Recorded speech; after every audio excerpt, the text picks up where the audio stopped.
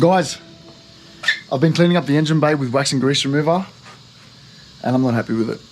So I've made the decision now, I'm going to paint it with the engine still in it. I'm going to take off what I don't need and cable tie it to the motor. So like, for instance, I'm going to take off the power steering bottle, move it out of the way, move this wiring loom out of the way, take off the wiper motor at the back, move it out of the way. There's a line here, I don't even know what I was doing when I put this together, but that's way too long and I can reroute that better, so I'm going to do that. But that's the coolant line that goes from the engine to the back. I will end up taking out the radiator. I'm going to take out the radiator shroud, take off the intercooler because I want to clean that up anyway, take off the piping that goes to the left side, the intake side. And I've already got the turbo manifold off, as you can see, and so that's already off, which is good. It gives me access to, you know, the back firewall where I need to paint. I've already painted up until the bottom, so sort of where that line is. That's because I painted underneath the car. And if you're just joining me, you can watch that video here, but for those that are constant subscribers, you already know where we're at with the car. Thanks for watching and thanks for being there with me throughout the whole process. So yeah, right now it's time. I've got to start ripping apart. I can't put the car back together with the engine bay looking like this. So I have to do this. And I'm on a limited time schedule. So like, we just got to do as much as we can, all right? It may not turn out the best, but that's fine. It is a drift car, as long as it looks more presentable than what it is now. I can't get this black stuff off. Like, it's just, it's a mess. And you know what? I want to paint it. So we're gonna do it while the motor's in the car. But all right, so let's go.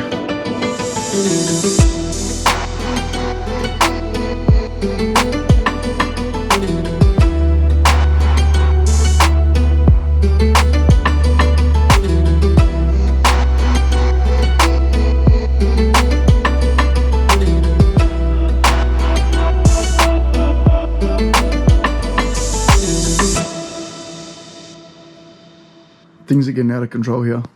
All right, guys, I've stripped the intake side, well, you know, all the wiring, moved the oil relocation kit. I just moved it down here so I could, and cable tied it up here just to get it out of the way. But look how long these lines are, these hoses. One of them goes around inside the wheel arch to the oil cooler, which is there, and then the other side goes to this, and then the other side of that goes to the other side of the, you know, the oil block on the motor. But these lines are so long. I drain the oil so I can take off the oil filter and take off these lines and obviously give it a clean. But I also want to see if I can shorten these lines. If I can cut the lines and refit the fittings, then perfect. Then we're laughing, because then I'll cut them down to size once I figure out where I'm going to mount the oil relocation kit. But if I can't, then I may get some new lines made up. It's too messy. That's just a pain in the ass to put in the car. So I moved the fuse box out of the way. That's over here just hanging. I'm still determining whether I'm going to put it back in its original position, which is here, or mount it here and do a couple of custom made brackets to hold it in place. I will cut out this. I might take this whole battery. I might just sort of slice it from here and take all this out, line it up with the chassis rail and cut that there as well, get rid of it. I'm still working that out, but essentially I'm going to work out the positioning of everything. Once I work it out, then I'll test mount it. Then I can clean it up ready for paint. My car has never been this stripped in its life. There is so much stuff everywhere. Oh my God, I can't even look at this. Like, it's organized chaos, but it's chaos at the end of the day. So, things that we do for our pride and joys, huh? Ladies and gentlemen, things that we do. Anyway, all right, well, I'm going to continue with this. I'm going to take off the oil filter now and have a look at these lines, and then we'll go from there. Working out where I'm going to put the oil relocation kit. The oil filter was a pain to get off this. I had to heat it up with some heat and turn it. It had like seized on. I think I changed the oil filter very rarely because I couldn't get it off. Where it was positioned, it would twist the whole block. It wouldn't just twist the filter. So I probably didn't mount it properly. I mean, there were a lot of things that weren't done properly when I first started working on the car, but all that's changing now, as you can tell. Yeah, guys, I'm just trying to work it out, really. I mean, it's getting late now. We've done heaps on the car today, so I might save it for tomorrow, come back, and then we can start hooking in and start cutting up all this stuff here and go from there. But we've made heaps of progress. Tomorrow again. All right, guys, next day, picking up where we left off. I've cleaned up all the wiring. I've just cable tied it up here, blocked off some holes and stuff like that. What I've decided to do now is we're going to take off the inlet manifold because I want to get underneath where the actual block is, and there's a lot of dirt down there, like it's just filthy, and I won't be able to get a good clean on it from up here with this here. And the other thing is I want to get to the oil pressure switch because I think the actual plug on it is no good. So I'm going to take this off, and the way I'm going to do it is I'm just going to undo all the wires, like, you know, from the crank angle sensor all the way around, take off the injector plugs, any other plugs that are connected, like there's one connected to the throttle body down here. Just take off any plugs. Once I move the wiring harness out of the way, then I can get to the bolts and take it off. I'm going to leave the fuel rail on the actual manifold, take it all out together because it's just, there's no point taking that off. A good way to do this is if you don't know where the plugs go or how they're routed, take photos. Very important, take photos so you know where everything goes. So when it comes back to putting it together, you can put it back together, no problem. All right, let's take the manifold off. Let's go.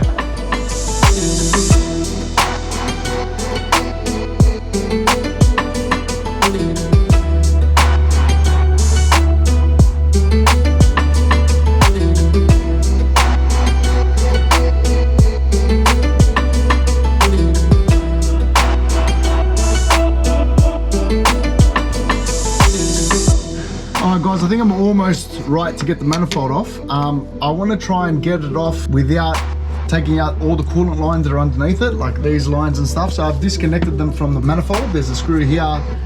Taking out the hoses that are connected to the throttle body, like, you know, there's one down here, there was another one here. So I just want to take off the plenum, but there are some coolant lines that you need to disconnect. Like there's this one down here that needs to be disconnected because that's connected to the manifold. Other than that, you should be right to get it off.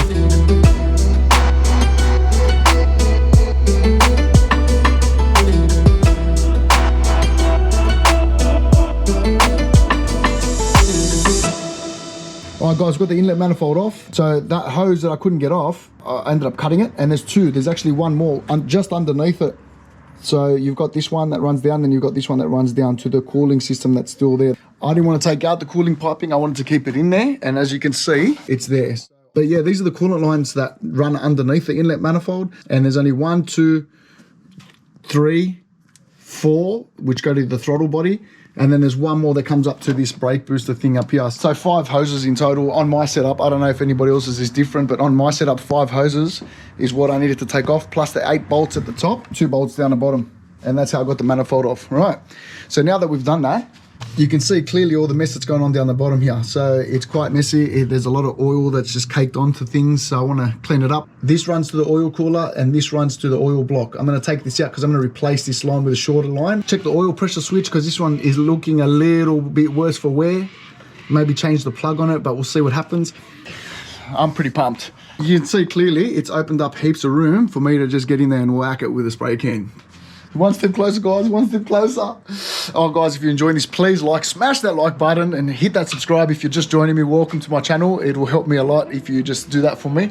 And stay tuned because there's heaps more coming. All right, let's go.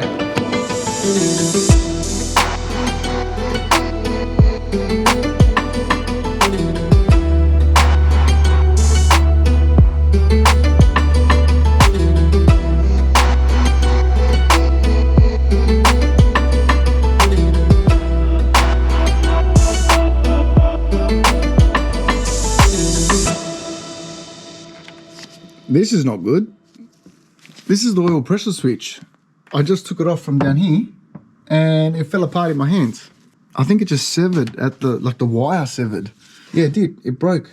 But that's what happens when the car's so old. These things tend to happen. I'm happy that I'm actually doing this, you know, so I can really get to understand, 1, my car completely, you know, inside and out, and 2, see what any issues are and how we can fix them. This, for example, like this oil pressure switch. I wouldn't have noticed this unless I decided to pull it out. So lucky I'm pulling it all out. So that needs to be fixed. All right, guys, so essentially this is how the wiring loom sits inside the car. This is your starter. This is the alternator. And this is the wiring loom that goes to the fuse box, ground, and to the battery. Right. These cables go down to your gearbox. I had to pull it out altogether because I couldn't pull out these bolts here, but that's fine. This actually sits in like this. And this goes to your oil pressure switch. So that's how the wiring loom looks like from the battery on the right-hand side of the car. But now we can clean up the side of the car. We took all this out so we could clean all of this. Pulled the oil filter block off, had issues getting the lines off, so I had to pull the whole block off, which is good anyway because I can clean it and do whatever else I need to do with it. But yeah, guys, we are pretty much ready to start cleaning. So I'm just going to hit this all with wax and grease remover. I'm going to cover the engine, clean it up, and then we can look at where we're going to mount the oil filter and, you know, the fuse box down here and stuff like that.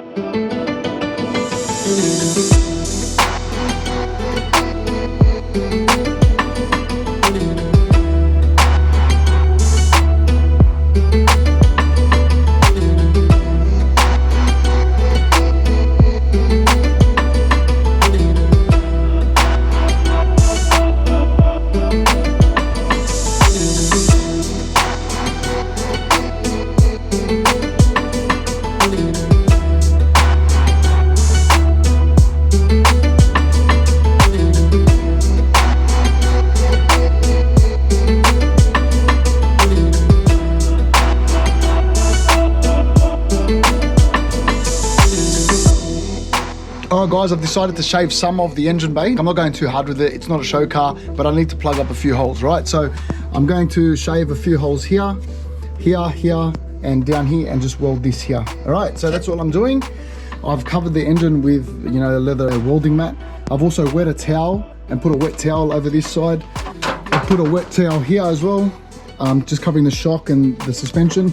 And I've moved the fuel lines, they were here, and I moved them to over there now. All right, so slowly, we're gonna do it bit by bit, and I'm only gonna do bits and pieces and check to see what's happening. Like, I'm not just gonna hit it all at once and hope for the best. I'm going to do spot weld, check underneath, check any flames, check any fires, check anything that shouldn't, you know, happen because you don't want it to catch on fire. All right, so that's done. Now it's time to weld it. Let's go.